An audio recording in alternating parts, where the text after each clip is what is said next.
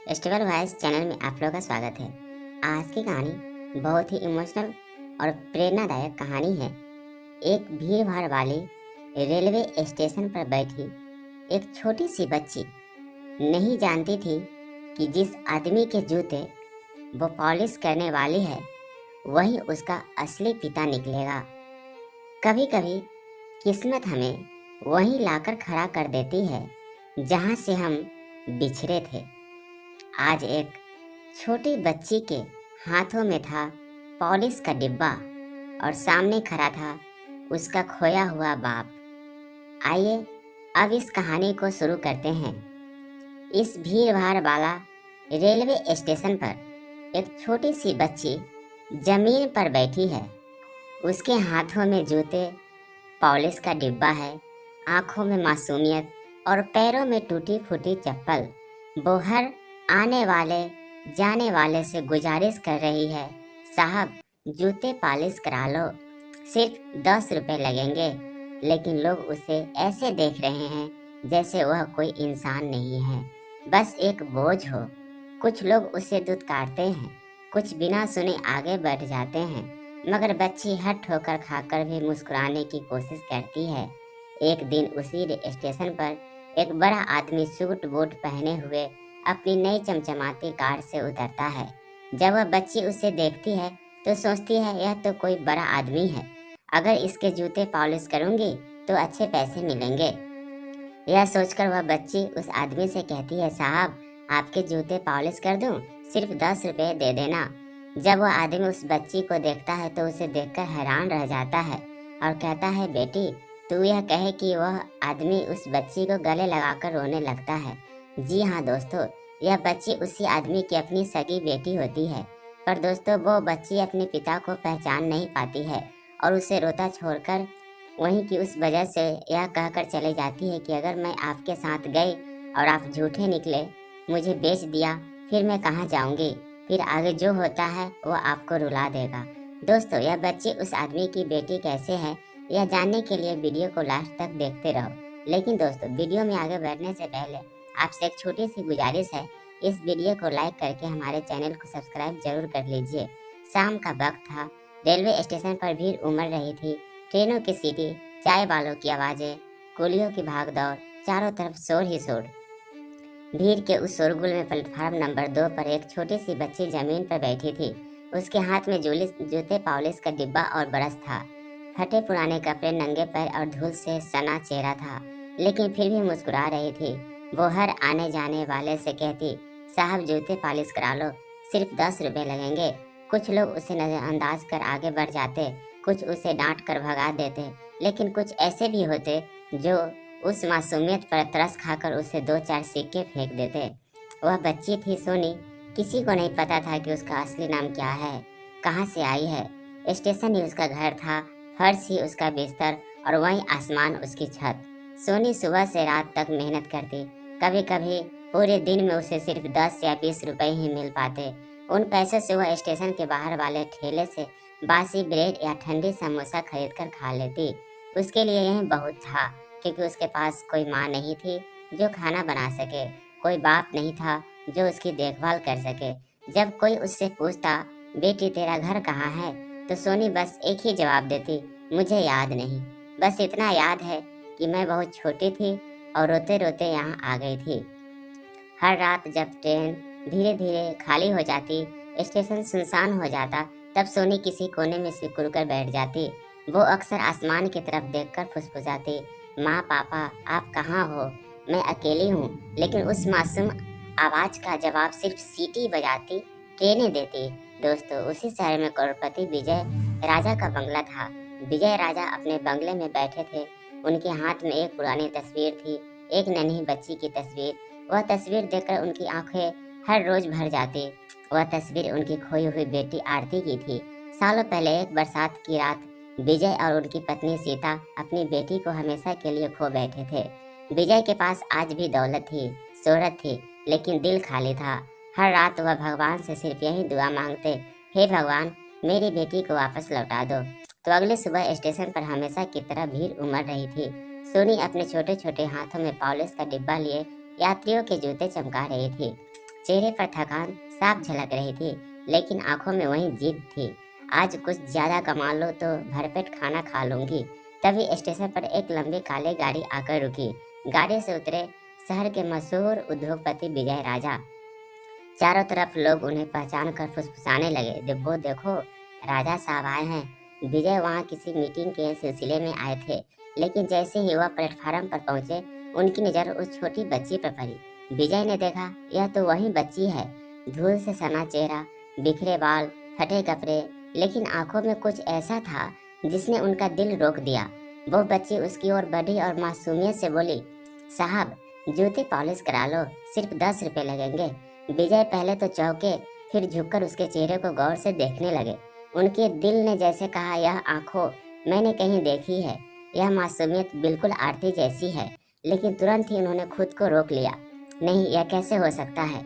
मेरी बेटी तो सालों पहले खो गई थी। विजय ने उससे पूछा, बेटी तू यह काम क्यों कर रही है? तेरे माँ बाप कहाँ है? सोनी ने पल भर को उसकी आंखों में देखा, फिर धीरे से बोली, मुझे नहीं पता साहब, मैं जब से याद कर सकती हूँ यही हूँ। स्टेशन ही मेरा घर है। विजय का दिल जैसे किसी ने मुट्ठी में भी लिया। उनकी आंखों में आंसू छलक आए। उन्होंने तुरंत अपनी जेब से कुछ नोट निकालकर सोनी के हाथ में रख दिए। यह रख लो बेटी और आज आराम कर लो। सोनी ने पैसे वापस लौटा दिया। नहीं साहब, मैं भीख नहीं लेती। अगर पैसे देने हैं तो जूते पॉलिश करा लो। मेहनत का पैसा चाहिए, यूं ही नहीं। यह सुनकर विजय सन्न रह गया। इतनी छोटी बच्ची और इतनी बड़ी बातें। वह देर तक उसे देखते रह गए। विजय के मन में सवाल उठ रहे थे, क्या यह मेरी बेटी हो सकती है? नहीं, यह कैसे मुमकिन है? लेकिन उनके दिल की गहराई में कहीं न कहीं उम्मीद की एक किरण जाग चुकी थी। उन्होंने अपने सहायक से कहा, इस बच्ची पर नजर रखना, मुझे इसके बारे में सब जानना है। उस रात विजय अपने कमरे में देर तक तस्वीर देखते रहे।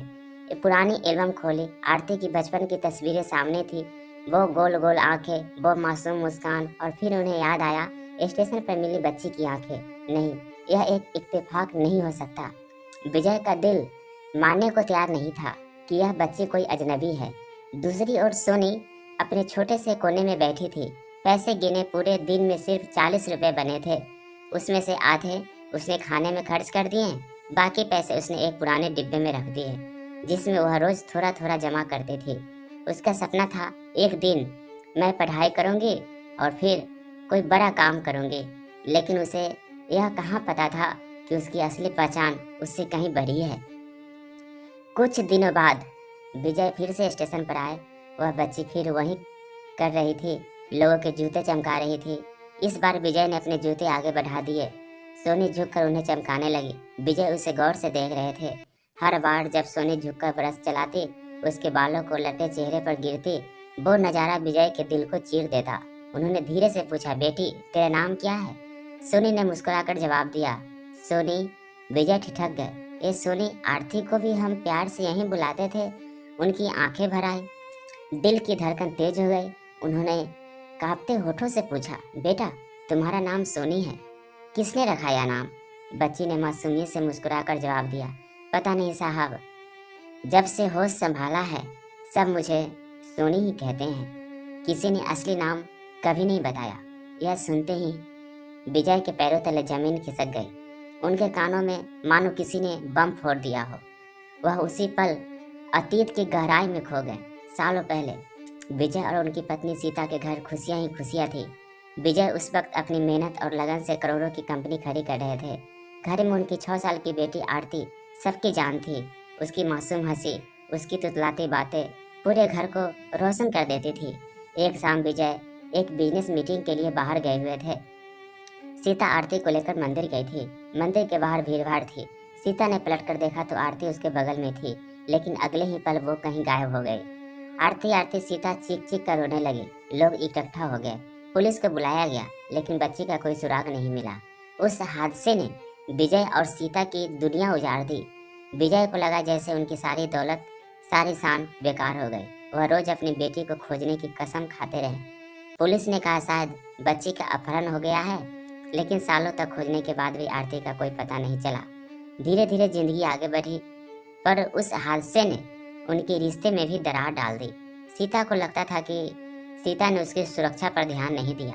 विजय को लगता था कि भगवान ने उन्हें उनके साथ अन्याय किया और इसी कसम कस ने दोनों अलग हो गए। विजय की आंखों में आंसू रुकने का नाम नहीं ले रहे थे। उन्होंने कांपते हाथों से बच्ची का चेहरा पकड़ लिया। बेटा, क्या तुम्हारे पास कोई पुरानी तस्वीर है, कोई याद, कोई परेशानी? सोनी ने धीरे से सिर झुका लिया। साहब, मेरे पास कुछ नहीं है, बस यह पायल है। यह मेरे पैरों में बचपन से है, किसी ने कभी उतारी नहीं। विजय ने तुरंत उसके पैर देखे। जैसे ही नजर पड़ी उनका दिल थम गया। वो वही चांदी की पायल थी जो उन्होंने अपनी बेटी आरती के पहले जन्मदिन पर खुद बनवाकर पहनाई थी। उनकी सांसें थम गई, आंखें चौड़ी हो गई, दिल जैसे सीने से बाहर निकलने को था। हे भगवान, यह मेरी आरती है। विजय फूट फूट कर रोने लगे। बच्ची हैरानी से उन्हें देख रही थी। विजय जमीन पर घुटनों के बल बैठ गए। आंसुओं से उनका चेहरा भीग चुका था। उन्होंने कांपती आवाज में कहा, बेटा, तू मेरी आरती है, मेरी खोई हुई गुड़िया। देख, यह पायल, यह तेरे पैरों में मैंने खुद पहनाई थी। तू मेरी बेटी है बेटा। बच्ची की मासूम आंखों में उलझन थी तो धीरे धीरे पीछे हट गई। नहीं साहब, आप गलती कर रहे हो। मैं आरती नहीं हूँ, मैं तो बस सोनी हूँ। रेल के डिब्बों में जूते चमकाकर ही पेट भरती हूँ। मेरी तो कोई माँ बाप भी नहीं है। यह सुनते ही विजय का दिल और भी टूट गया। उन्होंने हाथ जोड़कर कहा, बेटा, तू मुझे पहचान नहीं रही, लेकिन मैं तुझे अपनी रग रग से पहचानता हूँ। तेरे चेहरे की हर मासूमियत मेरी आंखों में बसी हुई है। भीड़ धीरे धीरे इकट्ठी होने लगी। लोग तमाशा देखने लगे। कोई कह रहा था, अरे यह तो करोड़पति साहब है, और रो रहे हैं एक जूते साफ करने वाली बच्ची के लिए। कोई कह रहा था शायद सच में यह उनकी खोई हुई बेटी हो। लेकिन बच्ची डर गई। उसने हाथ छुड़ाया और कांपती आवाज में बोली, नहीं, मुझे जाने दो। आप भी सब जैसे हो। सब पहले प्यार कर जताते हैं, फिर मारते पीटते हैं। मुझे अपने हाल पर छोड़ दो। यह सुनकर विजय के दिल पर किसी ने हजारों छुरियां चलाई हो। उनकी आंखें सुन्न हो गई। उन्होंने बच्ची का चेहरा थामने की कोशिश की, मगर बच्ची तेजी से भागकर स्टेशन की भीड़ में गुम हो गई। विजय जमीन पर बैठ गए। उनके होठों से बस एक ही नाम निकल रहा था, आरती आरती। उस रात विजय चैन की नींद नहीं सो पाए। बार बार वही चेहरा उनकी आंखों में घूमता रहा। वो मासूम मुस्कान, वो पायल, वो नाम सोनी। उनके मन में कोई शक नहीं रहा, वो बच्ची मेरी आरती ही है। अब चाहे पूरी दुनिया मुझे पागल कहे, लेकिन मैं उसे वापस घर लाकर रहूंगा। सुबह होते ही विजय स्टेशन की ओर निकल पड़े। रात भर की बेचैनी ने उनकी आंखों को सुझा दिया था, मगर दिल में एक अजीब सी ताकत थी। भीड़ भाड़ वाले प्लेटफार्म पर चारों तरफ नजर दौड़ाते रहे। कहाँ गई वो? कहीं यह सपना तो नहीं था? कुछ देर बाद उन्होंने देखा, वहीं बच्ची कोने में बैठी थी। फटे पुराने कपड़े, धूल से भरा चेहरा और छोटे छोटे हाथ जिनसे वह जूतों पर ब्रश चला रही थी। विजय की आंखों में चमक आ गई। वो दौड़कर उसके पास पहुंचे। आरती बेटा। बच्ची ने झटके से सिर उठाया और विजय को देखा। चेहरे पर डर और गुस्सा दोनों थे। फिर आप आ गए? क्यों पीछा कर रहे हो मेरा? मैंने कहा ना, मैं आपकी बेटी नहीं हूँ। विजय ने उसके सामने हाथ जोड़ लिए। बेटा, एक बार मेरी बात मान ले। अगर तू मेरी आरती नहीं निकली तो मैं कसम खाता हूँ तुझे दोबारा परेशान नहीं करूँगा। बस मुझे सच जानने दे। बच्ची चुप हो गई।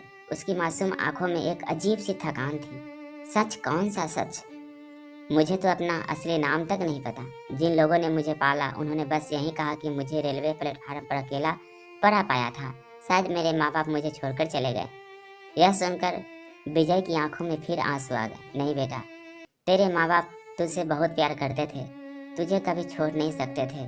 तू गुम हो गई थी और आज तक मैं तुझे ढूंढ रहा हूँ। भीड़ फिर से इकट्ठा होने लगी। लोग फुसफुसा रहे थे, यह करोड़पति तो सच में पागल हो गया लगता है। नहीं भाई, देख उसकी आंखें। कोई बाप झूठे आंसू ऐसे नहीं बहाता। विजय ने बच्ची से धीरे से कहा, अगर तू चाहती है तो हम टेस्ट करवा सकते हैं। डीएनए टेस्ट से सब साबित हो जाएगा, और अगर तू मेरी बेटी नहीं निकली तो मैं तुझसे कभी कुछ नहीं कहूँगा। लेकिन अगर तू मेरी आरती निकली तो मैं तुझे इस नरक से निकालकर अपने घर ले जाऊंगा। बच्ची के दिल में हलचल मच गई। वह चुपचाप विजय की तरफ देखती रही। उसने जिंदगी भर किसी को अपना कहने का सुख नहीं पाया था, पर उसके मन में डर भी था, कहीं यह आदमी झूठा निकला तो, कहीं उसे धोखा देकर बेच न दे। वह धीरे से बोली, अगर आप अगर मैं आपके साथ गई और आप झूठे निकले तो मैं फिर कहाँ जाऊंगी? विजय ने उसका चेहरा थाम कर कहा, बेटा, मैं तुझे भगवान की कसम खाकर कहता हूँ, मैं तुझे कभी धोखा नहीं दूंगा। अगर तू मेरी बेटी नहीं भी निकली तो भी मैं तुझे अपनी बेटी बनाकर रखूंगा। यह सुनते ही बच्चे की आंखें भर आई। उसने जिंदगी में पहली बार किसी की आवाज में सच्चाई और दर्द महसूस किया। उसने कांपती आवाज में कहा, साहब, मुझे नहीं पता कि मैं सच में आपकी बेटी हूँ या नहीं, पर पहली बार किसी ने मुझे अपनेपन से देखा है। पहली बार किसी ने कहा है कि वह मुझे कभी छोड़ेंगे नहीं। विजय ने उसका हाथ थाम लिया। आरती, चाहे तू मानो या ना मानो, पर मेरा दिल कह रहा है कि तू ही मेरी खोई हुई बेटी है। चल मेरे साथ, सच्चाई के पता हम दोनों मिलकर लगाएंगे। बच्चे धीरे धीरे सिर झुकाकर मान गए। विजय उसे अपनी कार तक ले गए। भीड़ अब भी खड़ी थी। कुछ लोग दुआएं दे रहे थे, कुछ शक की निगाह से देख रहे थे। कार में बैठते ही बच्ची खिड़की से बाहर देखने लगी। उसकी आंखों में डर भी था और एक अजीब सी उम्मीद थी। रास्ते भर विजय उसे देखते रहे। उनकी आंखों में सिर्फ एक ही ख्वाहिश थी, जल्द से जल्द यह साबित हो जाए कि वह सच में उनकी आरती है। जैसे ही कार अस्पताल के गेट पर रुकी, बच्ची ने धीमे से विजय का हाथ पकड़ लिया। अगर मैं आपकी बेटी निकली तो आप मुझे कभी छोड़ोगे तो नहीं? विजय की आंखें भर आई। उन्होंने उसका माथा चूमकर कहा, बेटा, अगर तू मेरी आरती निकली तो मैं तुझे कभी अपनी नज़रों से दूर नहीं जाने दूंगा, और अगर तू मेरी आरती नहीं भी निकली तब भी तुझे बेटी बनाकर रखूंगा। बच्ची की आंखों से फिर से आंसू छलक पड़े। वह पहली बार अपने दिल से मुस्कुराई। विजय ने उसके सिर पर हाथ फेरते हुए कहा, अगर जो भी होगा हम साथ मिलकर झेलेंगे। अस्पताल में टेस्ट के लिए सैंपल दिए गए। विजय का दिल धड़कनों से बाहर निकल रहा था। घड़ी की हर सुई उनके लिए सदियों जैसी लग रही थी। आखिरकार रिपोर्ट हाथ में आई।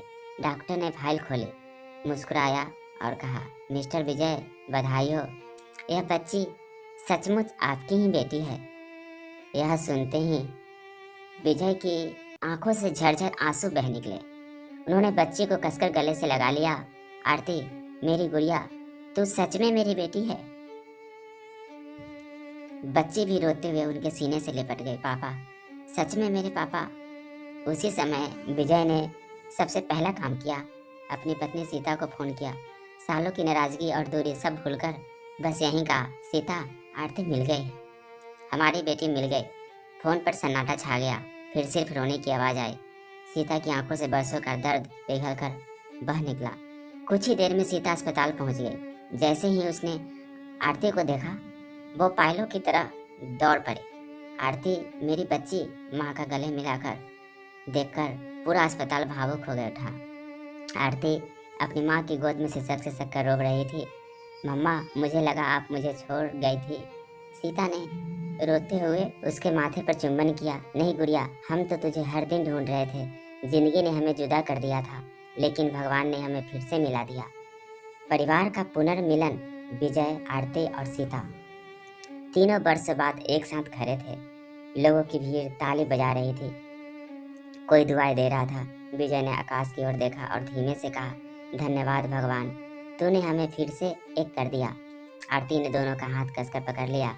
अब हम कभी अलग नहीं होंगे, है ना पापा?